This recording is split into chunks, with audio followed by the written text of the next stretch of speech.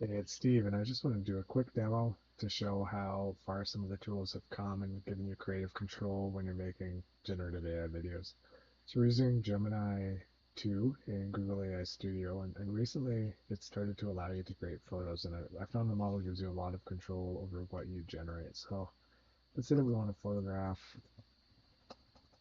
of a man doing a piggyback ride to a bear cub against a white background.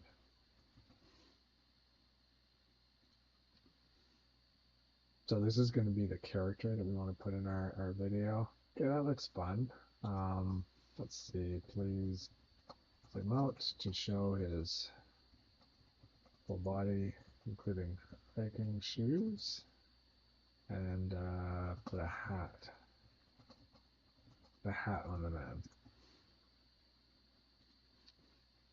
This looks great though. I think this will be a lot of fun for our video. The next thing we're going to do once we get the character we're happy with, well, I said put a gat on the man. I don't know what it's going to do. Okay, well, it was able to figure out that was a spelling mistake. And here we go. So next, as I said, now we need to decide, okay, where are we going to put these characters? And we're going to choose a scene from the real world. So I'm just going to actually go over to Google Earth. I'm going to find, somewhere in the mountains that is interesting here. Instead of having to render a scene myself, I'm going to choose something from the real world. This valley looks pretty, so let's go into Street View. This is just taking, pictures from airplanes and satellites, overlaying them over topography.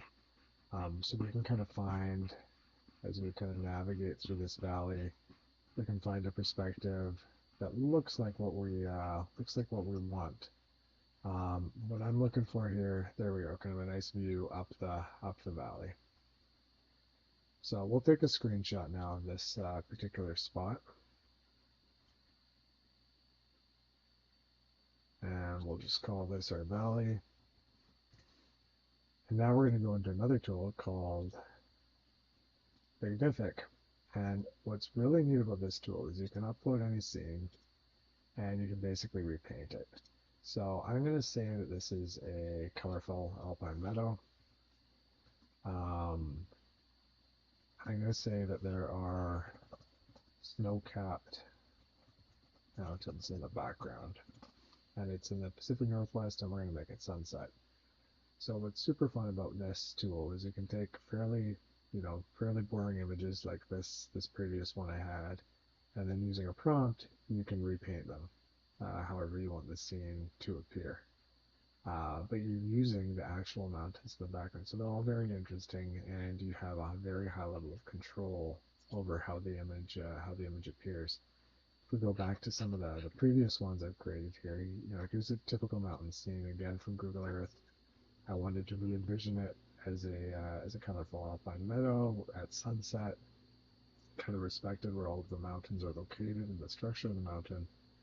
But then I said, you know what, let's make it a rainforest instead. And it was able to make it a rainforest.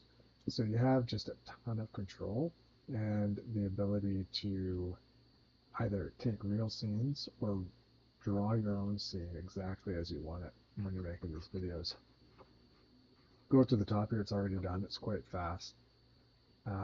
It has created our scene.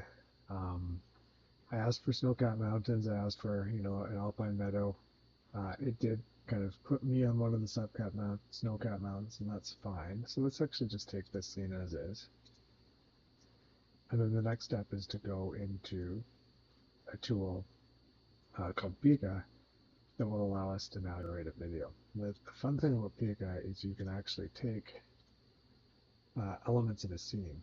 So we're going to say, man, the bear on his back hikes through an alpine, snowy alpine meadow at sunset, which is the latest model, and we will send it off. Now this one is going to take a few minutes to generate, so I'm going to pause the video and I'll be back as soon as it's complete. Alright, so the video is done rendering. That just took a few minutes. Let's take a look at how it appears. There we go. We've got a guy, his bear. They're hiking through the mountains. It's at sunset. You can kind of see there's a shadow being cast. You can see that it is the that specific valley that we were in. I'll just kind of enlargen it here. So, is it perfect? No.